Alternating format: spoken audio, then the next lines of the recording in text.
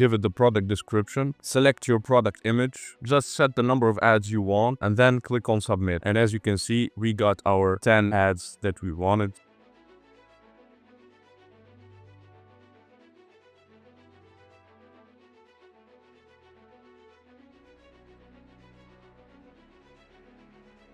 So we have built this N8N automation, which allows you to generate infinite static ads for any product you want, all in one click. As you can see, it is part of a bigger system that we are building on this channel. It is not done yet, but we started with 2 main blocks, which is, as you can see here, the first block for the UGC style videos, and then for the static ads that we will cover today. I highly advise you to go watch the previous video if you missed it, where we covered the UGC part. But for now, we will focus on the static ads for this video. We will be covering all the nodes that we have used. That way you can follow along and be able to recreate this AI system on your own. So yeah, before we start, we need a couple of requirements. The first thing, which will be Fal AI, which is our AI model aggregator that we will be using for our AI image generator model, which is of course Nanobanana or Gemini 2.5 Flash image. For this, I advise you to go create an account on Fal AI, or if you have an account, use it, and then you will need to add a couple of credits to your account. That way you'll be able to use the AI models that are available. You have a list of multiple AI models, but for our video, we'll go with only the Nanobanana model. There used to be a free way to get Nanobanana using Open Router, but I guess that got removed. I couldn't find any way to get it for free now, so that's why we are using Fal AI. The other requirement will be a database that we can store our ads later on. For my case, I went with Airtable. You can go with Airtable, Google Sheets, Base Row, or whatever you want. For the simplicity's sake, I went with Airtable, just created a new database called static ads.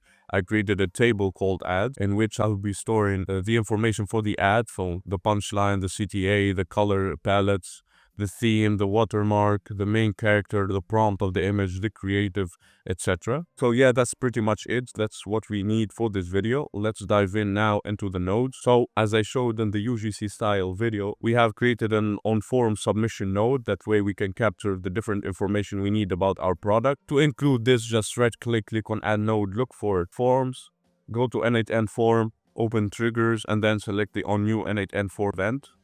This will be changed later on to a webhook. That way we make the system more easy to use and perhaps like hook it into a web application and communicate with it instead of the form. But for now and for the simplicity's sake of the tutorials, we'll stick with a form. You may notice that the form has multiple information from the previous video. That's why I removed the required fields. We'll focus on the first part only of the form submission. So for that, just give your form a title, give it a description if you wish, and start by adding the form elements by clicking on Add Form Element here. The first field that we need is the product description. So if you have a product, you might have a description for it as well. That way we can give the LLM a bit of a better idea about the product that it's dealing with. So select product description, keep the element type to text, and I keep it to required since it is a shared field between all the rest of the block. We will click on Add Form Element again, give the field name to product image.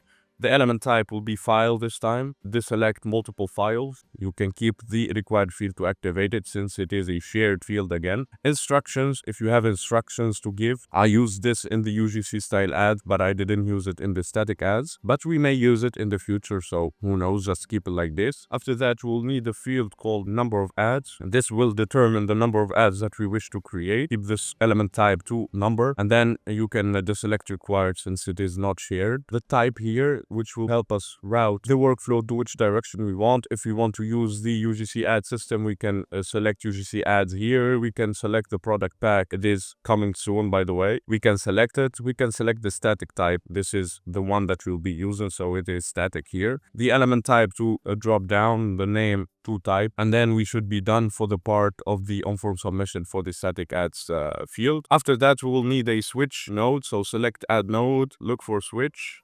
After that, you will include switch here, so it will have routing rules. In our case, we have 3 rules: UGC add, product pack, and static. We'll be focusing on static for this video. After that, we will need a basic LLM chain, which will be our ad direction, which will be a marketing specialist or a content strategist. So to include this, it is simple. Right click again, add node, look for basic LLM chain, include it. You can change its name here. you can select the source for prompt to define below instead of connected chat trigger node. Give it a user message. For our case, this is the user message that we gave it. We pass in directly the product details that we got from the on-form submission. So just map it inside here. It will be ready once you execute the workflow. Just drag and drop the product description from the on-form submission and then put it like this. All the assets will be available. All the assets like the prompts used, the code nodes used, the HTTP request bodies will be available in our Discord server and in our free community, link in the description. Feel free to join them. Of course, you can watch the video, copy the assets and recreate the node on your own. Or if you are a bit in a hurry, you can join our membership for $20 a month, where you can get the JSON templates for this video and the previous videos, as well as the next videos that are going to be released for $20 only. Or you can buy the JSON template for this video on its own for $8. So yeah, after that, we will activate the required specific output format that we'll get to it later. Click on add prompt, select the type to system, and then give it your system message. And here you are setting the rules and the instructions for your LLM. That way it knows what it's gonna do. So we told it that it is a marketing specialist and a content strategist. It will receive a product image, a detailed product information, and based on that it will create multiple informations that are going to be included in a static ad. I gave it a number of ads here from the form submission event. That way we tell it how many ads it's gonna create. So the output will be an array of objects. The object will contain the punchline, basically the text that is gonna be included in the static ad, the call to action, the color palette, the theme, the watermark position, the main character description, etc. And based on that, it will return that object that we are gonna later on parse using the output parser. Since we activated the require specific output parser, it will give us three options here that we can choose the structured output parser. For that, we'll select the schema type to generate from JSON example and copy the example that we gave already in the prompt. That way it will know how to exactly parse our JSON object. Going back now, we have to pass in the image since we haven't done that. So click on add prompt. The type will be user.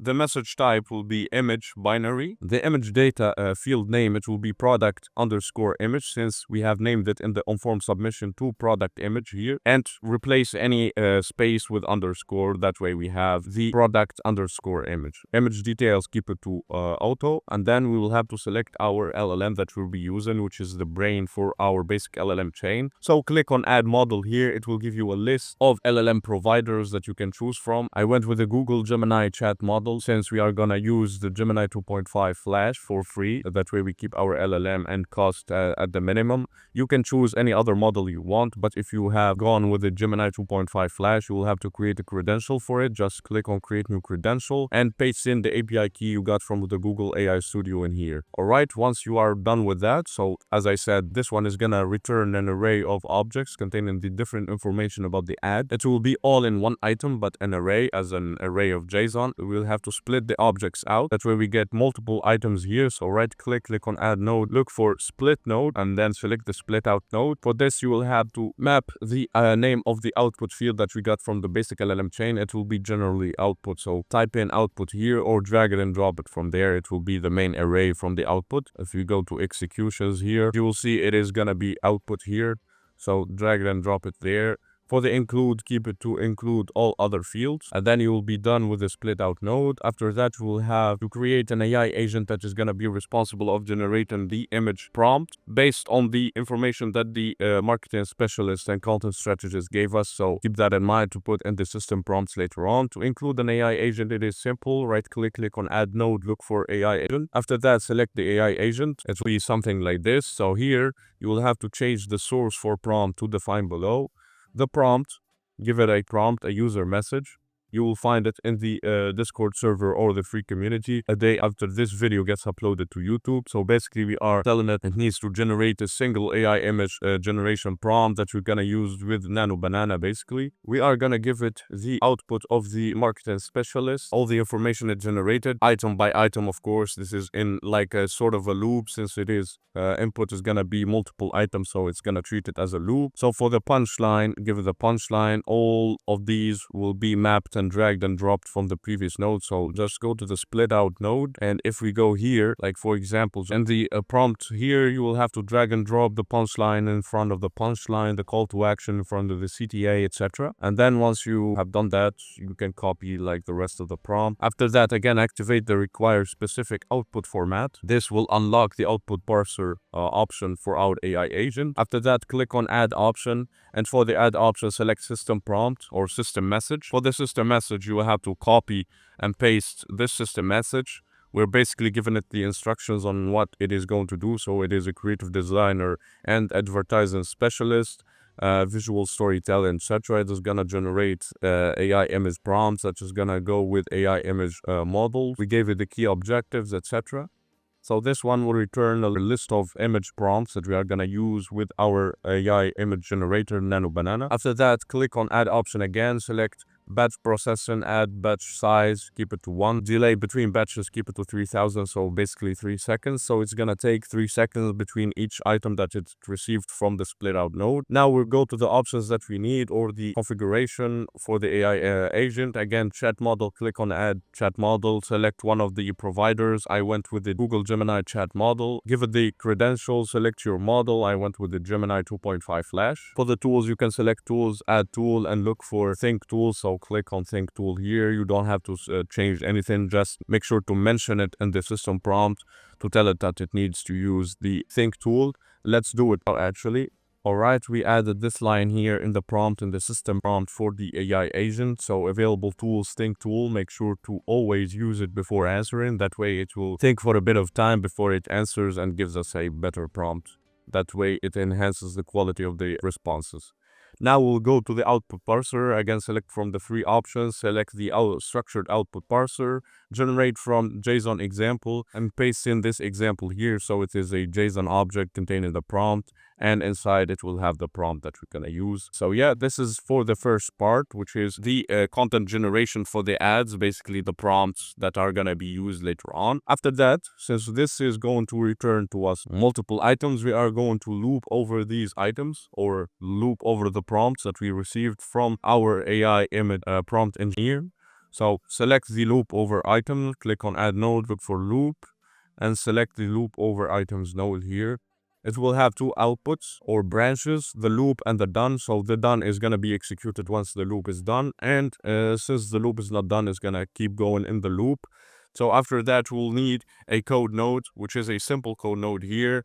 Mode run once for all items, language JavaScript. For the JavaScript, it will just return basically every information we got from the on-form submission, the request creative. We are just reloading the information there so we can drag and drop it easily. After that, we are going to take in the image that we got from our on-form submission, the product image, and we are going to turn it into base64. Basically, that way, Fal AI will be able to process it and pass it as a reference image. So for that, we'll need to click on add node, look for move. After that, select the extract from a file, and for the action, it will be move file to base64 string. For this, we are going to keep the operation to move file to base64 string. For the input binary field, it will be product underscore image, same as we did in the basic LLM chain. So product underscore image, since the name of the field is product space image, and we are going to replace the space with underscore. Select the output to data, destination output field to data.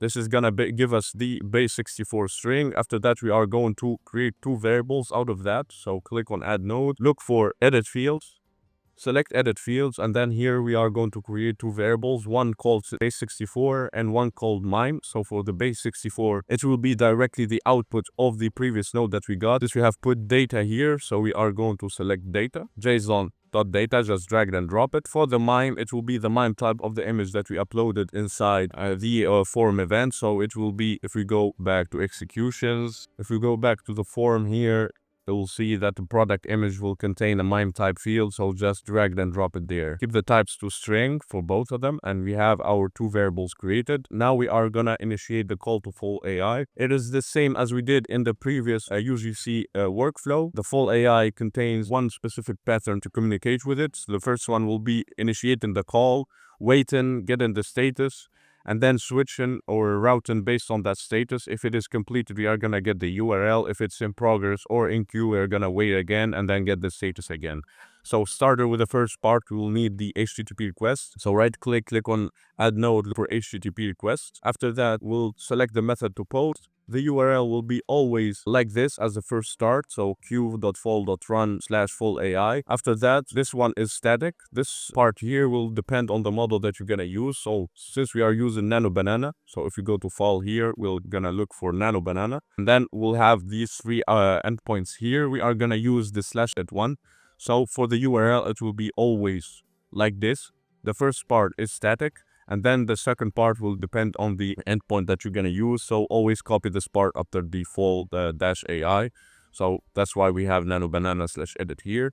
For the authentication, you will have to create an authentication for your Fal AI API. That way you don't have to send it each time with each request. And since we are going to use it multiple times to get the status, get URL, etc. So we'll have to create it once and then reuse it for every one of them. So for the authentication, select generic credential type. For the generic auth type, select header auth. And then for the header auth, you will have to click on create a new credential. It will give you something like this.